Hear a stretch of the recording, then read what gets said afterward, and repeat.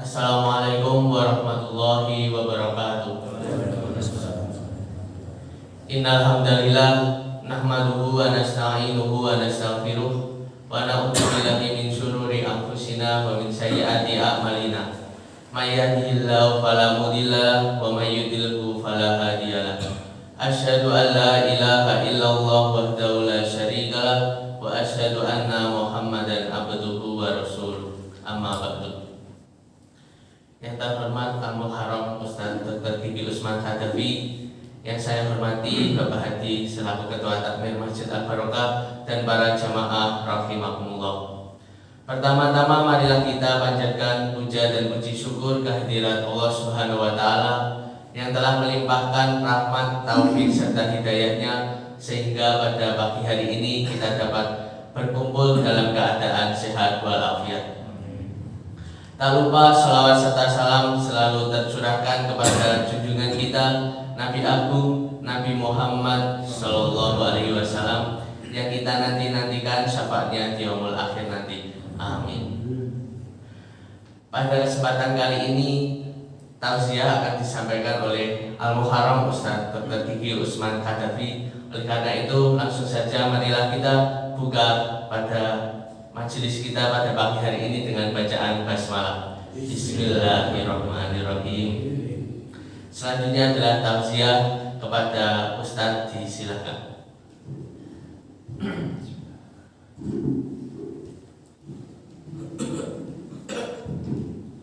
Assalamualaikum warahmatullahi wabarakatuh.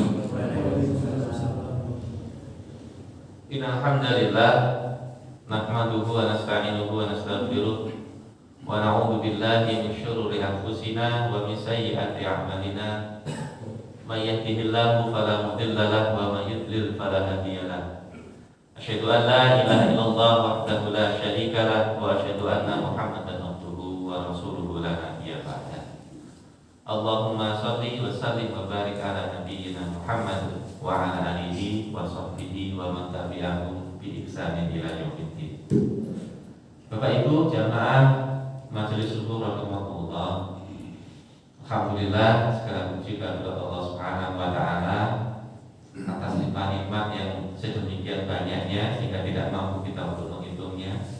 Semoga senantiasa Allah lazimkan nikmat itu, Allah tambahkan, dan bahwa di antara nikmat yang sedemikian banyak yang utama ialah nikmat berupa iman serta Islam.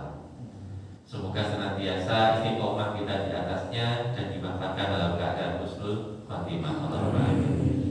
Salawat salam atas Rasulullah Sallallahu Alaihi Wasallam, ahlul bait beliau, sahabat-sahabat beliau dan seluruh pengikutnya sampai akhir zaman nanti. Bapak Ibu, pada kesempatan ini saya ingin menyampaikan satu hadis pendek. Insya Allah ada di Arba'in An-Nawawi. Beliau menyampaikan, jadi ada sebuah hadis dari sahabat Abu Ruqayyah Tamim bin Daus Ad-Dari.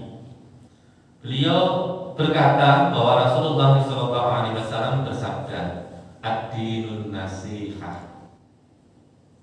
Jadi beliau mengatakan ad-dinun nasihah.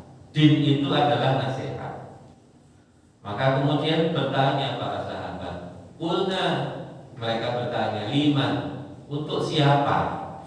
Maka dikatakan oleh Rasulullah, qala lillahi wa li kitabihi wa li rasulihi wa li a'immatil muslimin wa ammatihi.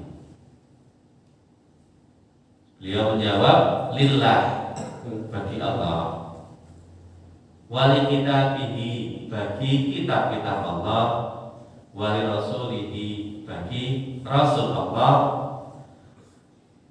kemudian la'immatil muslimah, bagi a'immah, maksudnya imam atau pemimpinnya orang-orang Islam, kemudian wa ammatihim, dan bagi rakyatnya kaum muslimin. Jadi hadis ini pendek Bapak Ibu, tapi syarah atau penjelasannya panjang ternyata. Saya akan sampaikan yang ringkas saja karena waktunya terbatas. Jadi Bapak Ibu, Abu Ruqayyah Tamim bin Daus Ad-Dari radhiyallahu anhu ini adalah sahabat Nabi. Beliau tidak berasal dari Palestina, aslinya bukan dari Medina, tapi aslinya dari Palestina, dari Baitul Laham.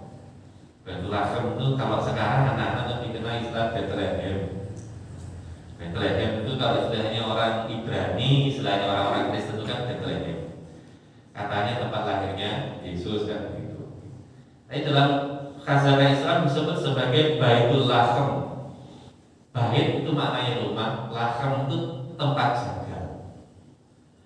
Jadi Baitul Laham itu adalah sebuah tempat yang di situ memang sering digunakan untuk kegiatan menyembelih binatang. Itu Baitul Laham atau Bethlehem bahasa. Dan memang itu tempat kelahiran Nabi Isa alaihissalam. Nah ini tempat asal dari sahabat Abu Ruqayyah Tamim bin Aus Ad-Dari. Beliau ini termasuk sahabat yang tidak banyak meriwayatkan hadis. Tercatat cuma 9 saja. Yang diriwayatkan Imam Muslim, hadis ini diriwayatkan Imam Muslim itu cuma 1 saja. Tapi yang satu ini hadisnya masyhur. Jadi Adilun Nasihah ini hadis yang sangat masyhur Bapak Ibu sekalian. Adilun Nasihah. Jadi Nabi itu sering mengucapkan sebuah hadis yang pendek tapi maknanya dalam, sehingga saya disebut beliau memiliki yang disebut dengan jawami'ul kalim, ucapan yang pendek tapi maknanya dalam. Jadi mampu menyampaikan sesuatu secara singkat dan sederhana untuk menjelaskan tentang Islam. Seperti Nabi menyampaikan ad-du'a'u wal ibadah. Jadi doa itu adalah ibadah. Kemudian dikatakan di hadis yang lain, al-hajju arafah, haji itu arafah. Maknanya bukan berarti bahwa kemudian yang namanya ibadah cuma doa atau haji itu isinya cuma wukuf di arafah, tidak. Tapi ini menunjukkan tentang pokok-pokok urusan. Jadi urusan ibadah itu sejatinya pokoknya atau intinya itu adalah berdoa.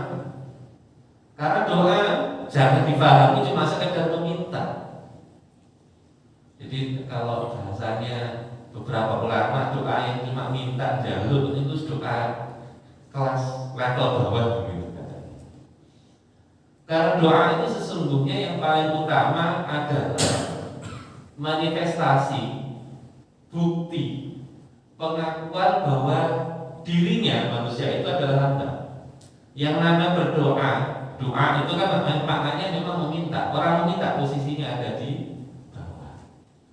Maka sesungguhnya dia sedang menempatkan dirinya pada posisi yang benar, ya, sebagai hamba. Maka ketika orang meminta, dia tidak sedang kondisi sombong. Maka dia memintanya dengan tawadhu, merendahkan diri. Ada kesungguhan di dalam meminta. Cara memintanya juga dengan cara yang baik. Maka seperti itulah sesungguhnya hakikat dari ibadah. Maka ketika nuansa doa itu tidak ada di dalam ibadah, nah, maka sulit kita berharap ibadah yang kita kerjakan itu kemudian menjadi ikhlas, bisa istiqomah, dilakukan dengan baik, itu sulit. Maka kadang-kadang ada, ya karena setan begitu pintar yang menggoda, orang ibadah jadi ahli ibadah, tapi di dalam hatinya muncul ke sombongan, merasa dirinya hebat. Padahal ibadah itu yang kewajibannya. Tidak ada yang hebat dengan ketika orang itu beribadah. Bahwa kolakul jinna wal insa ila liya'budun, itu kewajibannya. Maka ketika memahami yang seperti itu, sebagaimana dikatakan Nabi, ad-du'a wa ibadah, maka insya Allah melakukan ibadah dengan cara terbaik, dengan tawadhu, menjaga keikhlasan, tidak pernah sedikit pun terbesit kesombongan di dalam hatinya. Karena itu sesuatu hal yang memang wajar dan harus seperti itu dia beribadah kepada Allah. Sama al-hajjul arafah, pokoknya atau inti daripada haji itu arafah. Maka semua yang ada di dalam ibadah haji itu bisa dalam tanda petik digantikan dengan badal, misalkan dikerjakan orang lain, atau mungkin bisa tidak dikerjakan membayar dendanya. Tapi untuk Arafah tidak bisa. Wukuf di Arafah tidak bisa, tidak harus dikerjakan sendiri. Kalau orang tidak wukuf, ya tidak ada haji bagi dia. Maka meskipun ibaratnya orang itu sudah karena Islam bekan ubah mampu bersakit, karena sakit misalkan di sana. Ketika waktunya Arafah ini dipotong, bahwa ambulan dimasukkan meskipun cuma sesaat saja di Arafah. Sisanya dikerjakan orang lain atau bayar dam, bukan begitu. Jadi ketika Nabi mengatakan itu bukan berarti din atau agama itu cuma urusan nasihat, tidak. Tapi ini menjelaskan bahwa secara umum pengertian daripada agama itu seperti itu. Maka Bapak Ibu sekalian, dari hadis pendek ini ada dua yang disampaikan Nabi. Ada dua kalimat. Yang pertama ad-din, yang kedua an-nasihat. Apa itu ad-din? Jadi penjelasan dari din itu menurut Al-Quran ada dua, Bapak Ibu. Yang pertama, din itu maknanya pembahasan. Yang kedua maknanya agak susah ya, kalau dalam bahasa kita agama, meskipun tidak tepat betul. Jadi kalau pembalasan ya seperti disebutkan Allah di surat Al-Fatihah ayat 4, Maliki Yaumiddin, yang menguasai, yang merajai Yaumiddin, hari agama. Kan tidak pas ya, tidak. Yaumiddin itu maksudnya adalah hari di mana setiap amal nanti akan dibalas, yaitu hari akhirat. Dimaknai sebagai agama, meskipun tidak tepat betul ini. Sebetulnya makna din yang kedua itu bisa bermakna agama, sistem hidup, cara hidup dan seterusnya. Peranata sosial termasuk itu. Dikatakan oleh Allah di surat Al-Maidah ayat yang ketiga, wa raditu lakumul Islam madina. Wa raditu, dan telah aku ridhoi Islam, itu Islam. Wa raditu lakum, dan telah aku ridhoi bagi kalian Islam Madinah sebagai agama bagi kalian. Cara hidup kalian yang aku ridhoi itu hanya Islam saja. Itu makna yang pertama dari kata din. Agak susah menjelaskan, tapi secara sederhananya seperti itu maknanya. Sementara an-nasihat bisa dipahami seperti dalam bahasa kita nasihat, tapi sebetulnya makna secara lughawi. Jadi nasihat itu dikata nusku atau nasoha, dikatakan ini bermakna satu tulus. Yang kedua makna nusku atau nasihat di sini adalah bersihnya sesuatu dari kotoran-kotoran dan dari sekutu-sekutu. Makna yang kedua, merapatnya sesuatu atau dua hal sehingga tidak jadi berjauhan. Sehingga dari sini muncul makna juga nusku itu menjahit sesuatu yang awalnya merapatkan sesuatu yang tadi terpisah karena robek, karena rusak. Jadi jahit itu maknanya nasoha. Maka Bapak Ibu sekalian, agama itu seperti itu. Melaksanakan sesuatu harus dengan tulus berangkatnya. Melaksanakannya harus ikhlas, harus bersih dari segala macam kotoran. Apa? Tidak boleh hal yang maksiat dicampur aduk untuk melakukan kebaikan. Maka ketika seorang beribadah harus bersih keseluruhannya. Maka diisyaratkan kalau sholat mesti wudu dulu, pakai pakaian yang bersih, jadi suci dari hadas, suci dari najis. Maknanya adalah Bapak Ibu sekalian, melaksanakan aktivitas ibadah tidak boleh dicampurkan antara yang hak dengan yang maksiat, tidak boleh. Kalau yang melaksanakan ibadah ya sumbernya, caranya juga harus baik, benar, harus bersih, jauh dari sekutu. Maknanya adalah bahwa tujuan dari ibadah hanya kepada Allah saja. Sementara makna nasihat yang kedua tadi berikutnya adalah mendekatkan dua hal sehingga menjadi rapat. Ya, hakikatnya orang beribadah itu kan taqarruban ila Allah. Jadi jangan sampai manusia itu menjadi berjarak jauh dengan Allah. Maka senantiasa dia dihubungkan. Yang paling sederhana adalah sholat. Sholat maknanya sholat itu bisa bermakna dari kata silah. Silah itu maknanya sambungan, menyambung. Maka aktivitas sholat itu sesungguhnya ditujukan agar supaya kita senantiasa terhubung dengan Allah, dekat, tidak berjarak lagi. Maka bagi para sahabat, bagi Rasulullah, sholat itu waktu yang sangat ditunggu. Kalau dalam dunia tasawuf, kita pernah melihat istilah usul, gitu ya. Usul itu maksudnya ya nyambung dengan Allah begitu. Saya tidak ada membahas ini karena bukan tidak saya pahami yang ini. Tapi artinya usulnya seorang mukmin dari ini adalah dengan sholat. Dari kata silah. Wasol huruf wasol kan ada yang menghubungkan. Maka Bapak Ibu sekalian, berikutnya dalam hal ini dikatakan, maka para sahabat bertanya, "Qulna liman," maka bertanyalah kami, liman bagi siapa? Li di sini maknanya menunjukkan praktik atau hak. Jadi haknya siapa? Nasihat, ketulusan kita, kemudian keikhlasan kita, gampangnya kalau kita bicara masalah bersih dari kotoran tadi. Kemudian haknya siapa? Kita senantiasa mendekat kepada sesuatu tadi. Maka dikatakan yang pertama lillah, kata Nabi. Haknya Allah. Jadi kalau kita memahami nasihat itu seperti tutur-tutur, kan betul mungkin nuturi Allah kan tidak mungkin. Jadi makna adilun nasihat lillah itu maknanya adalah memberikan hak-haknya Allah. Dalam hal apa? Kalau ibadah yang ikhlas,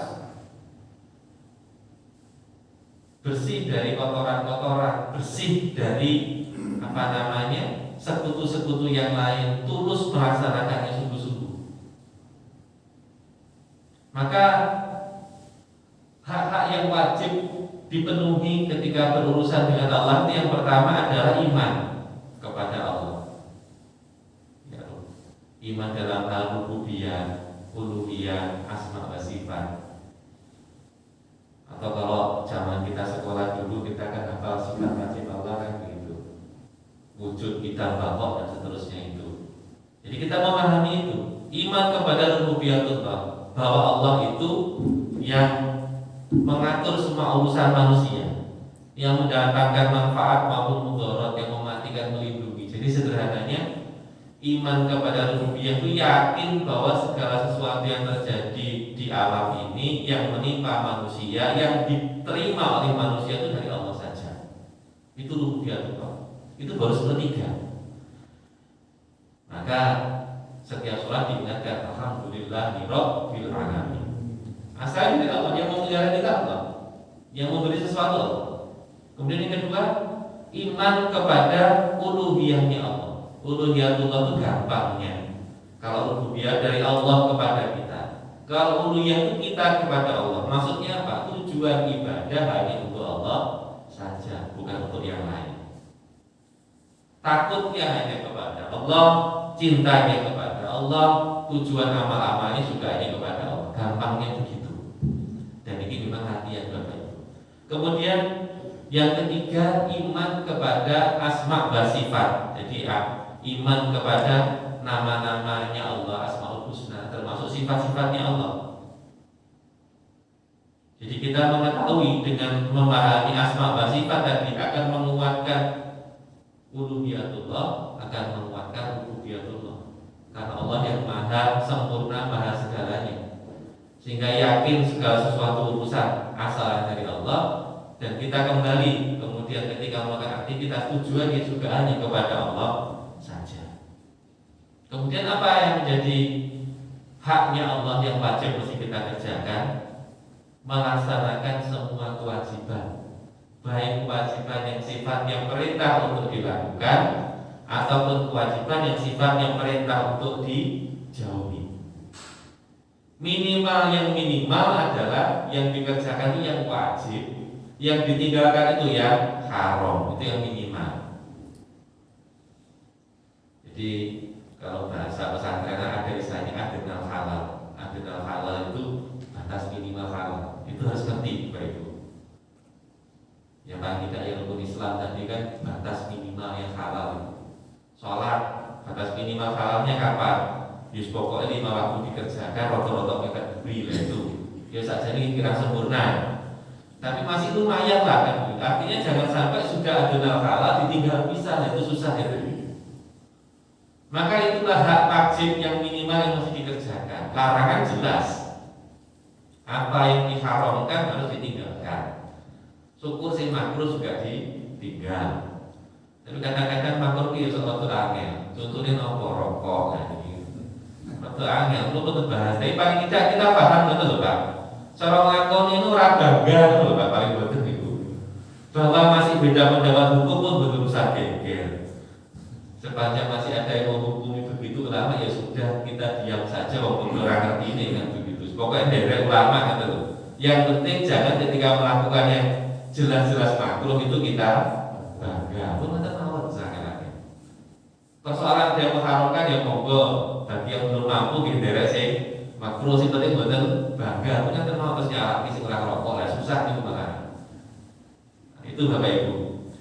Kenapa itu saya sampaikan Bapak Ibu? Jadi setidaknya kita memahami adonal halal yang minimal itu supaya kita itu tidak jatuh maksiat gitu Pak. Jadi salah satu dikatakan para ulama supaya orang itu bisa istiqomah tetap melakukan yang baik itu adalah dengan mereka berusaha menikmati yang halal. Saya pernah menyampaikan, jangan hanya untuk bersenang-senang nunggu wasilah yang haram. Salah. Punya anak kan seneng gitu Pak. Jajaknya anak itu pun ikut dinikmati. Bahwa kemudian anak kita agak sedikit nakal dan seterusnya, ini pun dinikmati kita punya anak itu seneng. Sholat idealnya memang harus khusyuk geraknya begini dan begitu. Tapi kadang-kadang ketika kita sholat punya anak masih kecil, melusui, ya kita nikmati, digendong dan seterusnya tidak masalah. Islam tidak pernah melarang, boleh betul sah sholatnya seperti itu. Artinya saya ingin menyampaikan marilah kita mencoba menikmati, jadi mencari kesenangan di dalam hal-hal yang halal. Sepanjang tidak ada nas yang jelas menyatakan bahwa itu haram, monggo. Agar supaya kadang-kadang orang yang terlalu berlebihan di awal, kabeh akan kedah latihan, jatuhnya nanti bukan betah, akhirnya kemudian jatuh kepada yang maksiat. Prinsipnya seperti itu Bapak Ibu sekalian. Kemudian berikutnya yang terakhir berkaitan dengan hak wajibnya Allah itu adalah kita tidak suka, tidak ridho ketika melihat larangan Allah dilanggar dan merasa senang bahagia ketika melihat perintah Allah dikerjakan melihat orang yang melakukan amal soleh. Itu hak wajib kepada Allah. Jadi bukan ridho kalau larangan Allah itu dilanggar oleh orang, meskipun mungkin betul matun milik minimal di dalam hati betul senang. Tapi kalau lihat orang melakukan yang baik, minimal kita merasa senang. Niku mau betul sasi dulu dia. Kemudian kedua Bapak Ibu sekalian, wali kitabih. Jadi haknya kitab Allah yaitu Al-Quran. Apa yang wajib? Ya yakin bahwa Allah Al-Quran itu kalamullah. Kalamullah itu kalamnya Allah. Huruf maupun makna di dalamnya. Kita yakin itu semua asalnya dari Allah. Dan kita juga yakin berikutnya bahwa Al-Quran itu adalah sebaik-baik perkataan, sebaik-baik hukum. Jadi tidak ada hukum yang lebih tinggi daripada Al-Quran. Yakin mau terjebak kita. Jadi hukum apapun harus tunduk kepada hukum Al-Quran. Ini wajib. Kalau dari saking melapari ini urusan dia. Yang penting di dalam hati harus yakin bahwa hukum Al-Quran itu yang paling benar di atas yang lain. Kemudian apalagi haknya yang menjalankan perintah Allah yang wajib, menjauhkan yang haram yang ada di dalam Al-Quran. Kemudian yang keempat, yang wajib meyakini berita yang ada di dalamnya. Harus yakin bahwa itu hak. Kan banyak kisah di dalam Al-Quran. Misalkan Ashabul Kahfi yang hidup 309 tahun. Ini sudah diyakini saja. Gimana hidupnya sudah belum usah dipikir. Kita yakin. Sebagaimana kita yakin di dalam Al-Quran disebutkan bahwa pada akhirnya manusia nanti mati dibangkitkan di yaumul akhir. Yakin. Yang berikutnya lagi adalah bagi yang mampu dan kita berusaha untuk menjadi mampu melindungi Al-Quran dari penafsiran yang salah, dari tadlis, jadi dari tadlis taklis itu pemahaman sing cara Jawa ini diblesek nih. Sekarang kan banyak. Quran mengatakan waris itu laki-laki 2 perempuan 1. Nah, ada tafsir di taklis diblesek sih dulu. Karena emansipasi usuran cocok kan jantai siji podo siji ini misalnya. Hal seperti itu. Kalau kita belum mampu membela dengan melindungi, setidaknya kita membantahnya di dalam hati, minimal itu. Kemudian Bapak Ibu sekalian, yang berikutnya wali rasuli, kepada rasulnya. Seperti apa nasihat kepada rasulnya, tulus kepada rasulnya? Sederhananya adalah tentu yang pertama kita meyakini bahwa beliau itu adalah utusan Allah, menaati perintah-perintahnya, kemudian membenarkan berita-berita yang beliau sampaikan di dalam al-hadis, berupaya beribadah sesuai dengan cara yang dilakukan oleh Rasulullah SAW. Intinya adalah kita yakin Rasulullah itu utusan Allah yang memberikan petunjuk kepada kita dan kita berupaya mengamalkan sunnah-sunnah. Sambil pada saat yang bersamaan, ya kita mesti juga membela Rasulullah. Membela dengan apa? Menghidupkan sunnah dan tentunya merasa tidak senang di dalam hati ketika beliau dilecehkan. Hari ini mulai banyak ada kartun, ada ucapan ini dan itu. Ya kita harus merasa tidak senang, itu wajib. Kemudian berikutnya apa lagi? Termasuk mencintai itu adalah memuliakan para sahabat, keluarga dan keturunannya. Keturunannya sapa saat ini di para sayyid dan syarifah itu. Sayyid itu napa ya? Mereka bersalah memahami sebagai habaib itu Habib. Itu keturunan Nabi. Itu masih dimuliakan. Meskipun mungkin ada beberapa dalam Habib yang benar-benar benar kadang-kadang bisa jadi. Ya sudah kita hormati saja, tidak usah ikut mencela. Bagaimanapun kita harus menghormati beliau adalah keturunan Nabi. Ini kita akan kalau membahas panjang Bapak Ibu. Tapi setidaknya begini. Rasulullah pun punya sisi kemanusiaan di mana beliau juga punya keluarga. Dan setiap orang tidak ada yang suka kemudian ketika keluarganya dirugikan, dilecehkan, dan seterusnya. Maka Bapak Ibu sekalian, termasuk di antara mencintai Nabi adalah mencintai para sahabatnya. Jadi tidak boleh mencela satupun di antara para sahabat. Jadi kalau ada kelompok mencela sahabat, sudah pasti ahli neraka. Karena Rasulullah menyampaikan, siapa di antara umatku yang nanti mencela sahabatku, maka dia akan digiring masuk neraka. Jadi diseret dengan kepala di bawah, dimasukkan neraka. Jadi tidak ada satupun sahabat yang boleh dicela. Ceritanya so macam-macam Pak kalau kita belajar tentang sejarah Islam. Para sahabat pun juga manusia, boleh jadi melakukan kesalahan. Tapi beda dengan kita, kalau kita melakukan kesalahan tidak dimaklumi. Tapi kalau para sahabat itu kan gelar di belakangnya ulama sepakat ijma dikatakan radhiyallahu anhum. Maksudnya apa? Allah sudah ridho kepada mereka. Nah, Allah sudah ridho sebagai nopo kan? Artinya tidak boleh kita sebagai umat Islam mencela sahabat siapapun dia. Bahwa beliau punya kesalahan pasti manusia. Tapi tidak boleh kemudian sebagai umat Islam kita mencela. Cukuplah dijadikan bahan pelajaran. Sama seperti kepada keluarga dan keturunan beliau. Bahwa nanti bagaimana urusan di akhir itu urusannya Allah dengan mereka. Yang paling pokok kita tidak diperkenankan sedikit pun untuk mencela, apalagi sampai menyakiti mereka. Bahaya berat besok di akhirat. Kemudian berikutnya adalah wali a'immatul muslimin. Kepada a'immah itu imam-imam atau pemimpinnya orang Islam. Siapa a'immah ini? Ulama mengatakan ada dua. Yang satu adalah kepada para ulama. Para ulama itu adalah pemimpinnya orang Islam yang memahami tentang bagaimana berislam. Maka yang dilakukan kepada para ulama bagaimana? Ya tentunya mencintai mereka. Kalaupun mereka membuat kesalahan, diingatkan dengan cara yang baik, tidak mencela mereka dan seterusnya. Karena sesungguhnya urusan beribadah itu Bapak Ibu kan tidak ada istilahnya inovasi dalam ibadah itu kan tidak ada.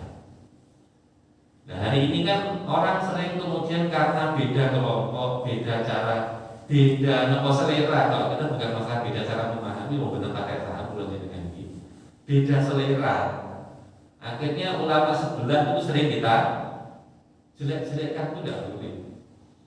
Karena bagaimanapun Bapak Ibu tadi, ibadah itu semua sepakat ijma ulama, tidak ada dalam urusan beragama itu inovasi. Menurut saya itu tidak ada. Yang ada itu menurut Rasulullah, tentu dengan pemahaman yang mutawatir, mutasil, nyambung begitu. Rasulullah ke sahabatnya, tabi'in terus.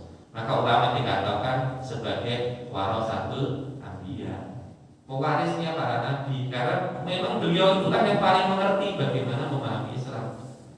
Bahwa potensi salah pasti ada, tapi tentunya lebih besar potensi salah kita daripada mereka, karena mereka memang berkhidmat untuk mempelajari Islam. Artinya apapun dihormati. Kalau tidak cocok ya sudah, yang cocok kita ambil, tidak cocok kita tidak usah mengerjakan. Kemudian berikutnya nanti a'imah ini maknanya pemimpin. Ya, pemimpin mulai pemimpin negara sampai pemimpin RT. Ini tentu sifat pemberian haknya itu bukan menaati secara total, ada diboten. Kalau benarnya kita ikuti, kalau salahnya ditinggal, kalau bisa diingatkan diingatkan, itu kan terlalu gampang. Tapi prinsipnya tidak pernah membiarkan mereka melakukan kemaksiatan, melakukan amar ma'ruf nahi munkar dengan cara yang baik. Intinya di situ. Jadi kalau dikatakan atiullaha wa atiur rasul wa ulil amri minkum, maka kalimatnya menarik. Atiullah wa atiur rasul, taatlah kepada Allah dan kepada atiullah wa atiur rasul, taatlah kepada Allah dan taat kepada Rasul. Artinya ketaatannya mutlak. Nah, kata atiullahnya langsung, kata-kata ati atau taat itu langsung nempel, diulang 2 kali, atiullah wa atiur rasul. Sementara kalau untuk pemimpin wa ulil amri minkum, ini maknanya kata para ulama, ketaatannya tidak mutlak. Kalau benar ya mesti taat, kalau salah ya tidak boleh taat. Intinya seperti itu Bapak Ibu sekalian. Kemudian yang terakhir, nasihat itu adalah kepada wa'ammatikum, wali ammatikum, kepada rakyatnya. Maksudnya adalah semua mukmin, semua orang-orang Islam. Jadi nasihat kepada sesama muslim. Dan yang dikatakan nasihat sudah saya sampaikan di depan tadi, tulus. Maka hakikatnya bersikap nasoha atau tulus itu tentu dasarnya adalah karena cinta. Maka sahabat Anas bin Malik radhiyallahu anhu pernah menyampaikan bahwa Rasulullah bersabda, la yu'minu ahadukum hatta yuhibbu li akhihi ma yuhibbu li nafsi. La yu'minu ahadukum, tidak beriman seorang di antara kalian. Jadi kalau ketemu hadis begini hati-hati Bapak Ibu. Yang dimaksud tidak beriman di sini bukan itu jadi kafir, bukan. Ini berkaitan dengan kamilatul iman, kesempurnaan iman. Maknanya adalah tidak sempurna iman seseorang itu hatta sampai. Nah, maka seperti ini pemahaman ulama juga tidak bisa dipahami secara kalimat per kalimat di sini. Yang dikatakan la yu'minu di sini maksudnya adalah tidak sempurna imannya. Hatta yuhibbu li akhihi, sampai dia mencintai saudaranya, ma yuhibbu, seperti dia mencintai di nafsihi, mencintai dirinya sendiri. Jadi maknanya adalah ketika orang itu tulus kepada sesama muslim, hakikatnya adalah dia suka ketika saudaramu memiliki yang kamu miliki. Engkau bahagia ketika engkau bahagia melihat mereka sebagaimana engkau menginginkan dirimu bahagia. Kemudian bermuamalah dengan baik. Kita ingin diperlakukan sama seperti mereka diperlakukan, kira-kira seperti itu. Maka Bapak Ibu sekalian, berkaitan dengan urusan nasihat, tutur-tutur mengingatkan, Fudail bin Iyad mengatakan, al-mu'min yasturu wa yansohu. Mukmin itu biasanya jadi punya sifat menutupi aib dan menasihati. Wal fajiru, dan orang-orang yang fajir, orang-orang orang yang banyak dosanya, pelaku maksiat ini, orang yang buruk akhlaknya, yakti wa yu'ayyir, setengah yang membuka aib dan menjelek-jelekkan saudaranya. Jadi meskipun nasihat tadi, ketika tidak tulus ada motivasi-motivasi lain, ketika tidak tulus dari orang, tujuannya tidak kepada Allah, kecenderungannya akan membuka aib dan menjelek-jelekkan. Sementara mukmin itu menutupi aib dan memberikan nasihat perbaikan. Artinya Bapak Ibu, yang saya sampaikan ini tentu bahan perenungan muhasabah untuk kita semua. Umat hari ini banyak yang begitu-begitu itu. Maka salah seorang dia mengingatkan, ayo bodoh ngaji tafsir surat Al-Ahzab. Monggo. Kita sering baca surat Al-Ahzab sudah hafal bolak-balik, tapi kadang-kadang setidaknya terjemahnya dari tilawas. Monggo dalam kondisi umat yang seperti ini kembali kita husnuzon kepada sesama muslim. Kalaupun ada perbedaan ya sudah, tidak usah dibesar-besarkan. Yang cocok kita ambil, yang tidak cocok monggo sana silakan dikerjakan.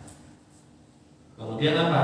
Salah satu wasiatnya, dalam kondisi yang banyak, dalam petik berita yang simpang siur, bahkan sampai jatuh-jatuhnya ke fitnah, mari kita mulai banyak membaca tadabbur surat Al-Ahzab. Mungkin itu Bapak Ibu bisa saya sampaikan. Ada kurang lebihnya mohon maaf. Aku lupa nih ada. Astagfirullahaladzim. Assalamualaikum warahmatullahi wabarakatuh. Waalaikumsalam warahmatullahi wabarakatuh.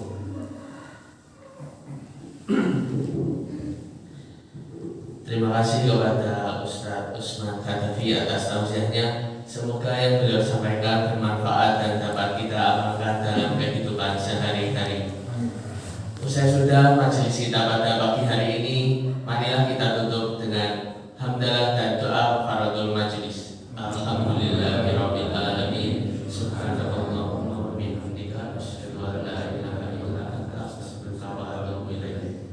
Saya selaku MC memohon maaf yang sebesar-besarnya atas kesalahan baik yang saya sengaja maupun tidak. Billahi taufiq wal hidayah. Wassalamualaikum warahmatullahi wabarakatuh.